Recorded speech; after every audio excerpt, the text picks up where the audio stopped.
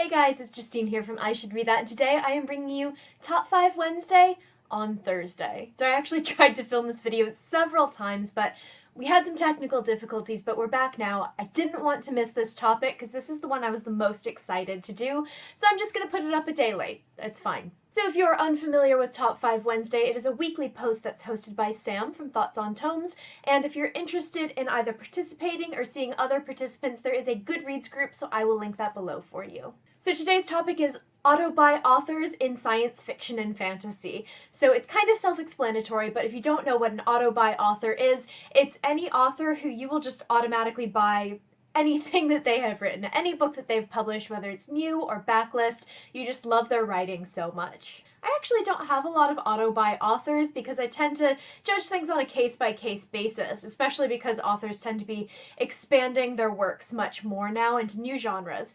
So I don't have a lot of auto-buy authors, but I do have a few here that I wanted to share with you. So I've got 2 fantasy authors and 3 sci-fi authors, and funny enough, the fantasy authors are male and the sci-fi authors are female. In this list we've got old favorites, we've got some debut authors, we've got people who you're going to see on everyone's Top 5 Wednesday for this week. So I'm just going to go ahead and get into it. So the very first author that I have to show you is someone who, again, is going to be on everyone's list. He's an incredibly popular author. He writes so fast and so well. His plots are incredibly fast-paced. They wrap themselves up really nicely at the end of each book, regardless of what point it's at in a series, and I really love his magic system. So that's a little bit of a giveaway, but this first author is Brandon Sanderson. So just really quickly, he's not an auto-buy author for everything that he writes, funny enough, which might actually violate the rules of this, but who cares. I don't like his strictly YA stuff. Mistborn tends to sort of walk the line of YA and adult fantasy, so I don't really count it as YA.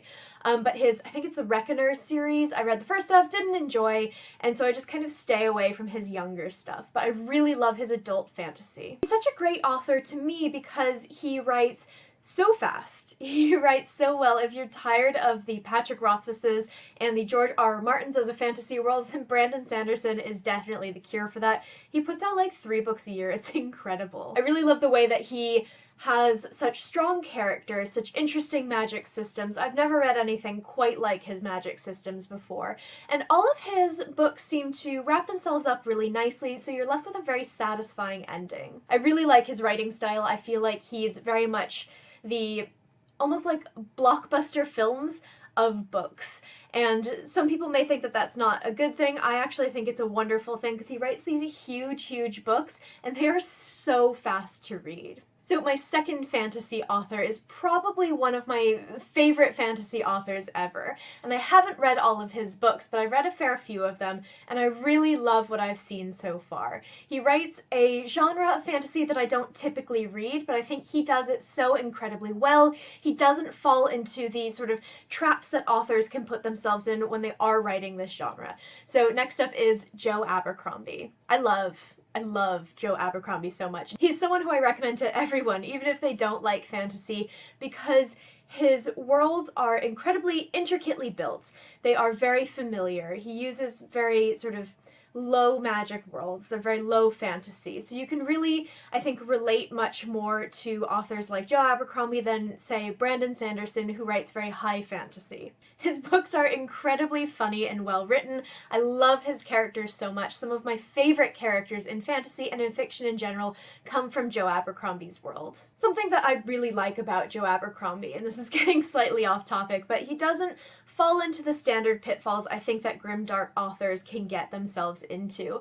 I feel like there's a checklist that sometimes people feel like they need to hit. They need to get the violence, great. They need to get the guts and the dirt and all of that, but they also need to have rape in there somewhere.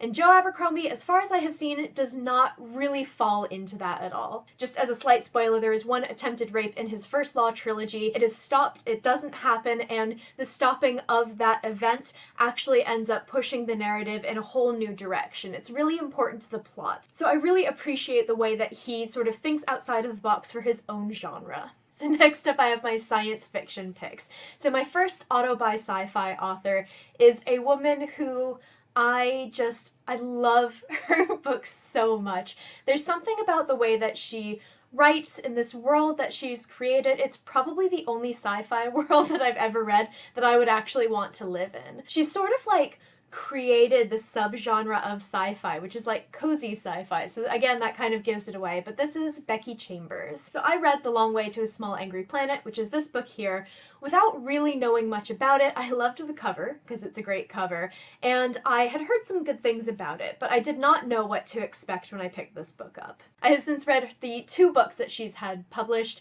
A Closed and Common Orbit is the second one in this series, which is one of my favorite books ever of all time, and she has a new book coming out in July. And I will read anything that she writes because she has such a beautiful way with words. She creates these beautiful cultures within her sort of galaxy that she's created, and I absolutely love it. Something that's really great about her, I think, is that she's sort of like Joe Abercrombie in that she really thinks outside the box of her genre. She creates this kind of very peaceful coexistence between humans and other species. And sure, not everything is peaceful, but I have never read anything that's quite like that has that very cozy feeling. So next up, I have a debut author. She debuted in 2017.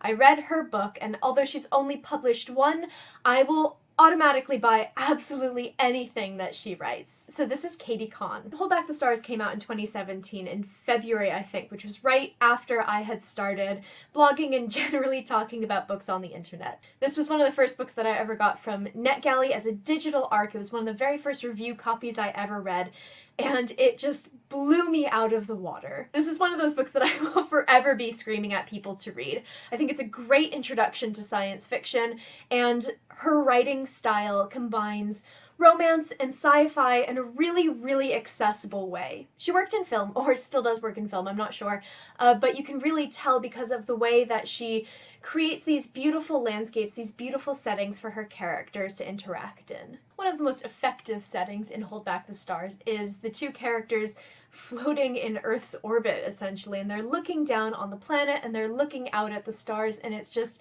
this incredibly beautiful and vivid scene, and I love it so much. So Kahn has a new book coming out later this year, and I'm so excited. Again, it's going to be one of my auto buys. So my very last auto buy author that I have here is actually a very new author for me. I read the first of her books in March, actually, so only a couple of weeks ago.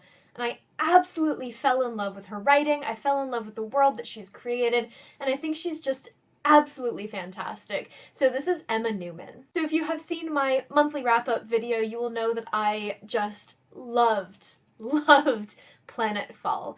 I thought that it was just such an incredible book. I feel like if you read the description on the back, you're like, okay, it's kind of a standard humans colonize this planet and things go wrong narrative, and it's not that at all. As much as I love those kinds of books, this really took me by surprise. Something that I really loved about the way she wrote Planetfall was that the characters' experiences are more important than the actual plot. You get a lot of questions that come up with the plot in this world that she's created. Earth is kind of, something is going on Earth, and we don't really know what happened. We get a little bit of a sense of what's happened, but that's not really what's important in this book. What's really important is the main character, Ren, and her experiences, and I've never really read anything quite like that, especially in science fiction. I thought that was an incredibly effective way of telling a story, and I just absolutely fell in love with the way that she writes and the way that she creates these characters and what she puts them through. Just strictly on how much I loved Planetfall, I will buy anything and read anything that Emma Newman writes. And actually, I already have another one of her books on deck. So that is it for this Top 5 Wednesday, Top 5 Thursday, whatever you want to call it. So let me know what your auto-buy authors are, whether they're in science fiction or fantasy or in other genres. I would love to hear the authors that you really love. If you enjoyed this video, then definitely hit subscribe. I post videos fairly frequently on this channel, and I will see you next time.